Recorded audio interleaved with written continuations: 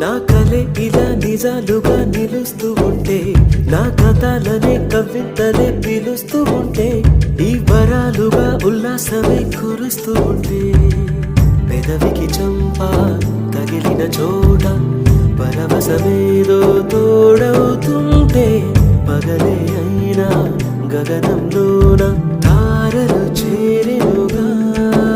నిజంగా నేనేనా ఇలా నీ జలలో ఉన్నా? ఇదంతా ప్రేమేనా? ఎన్నో వింతలు చూస్తున్నా.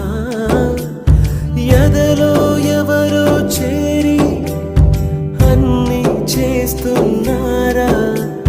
వెనకే వెనకే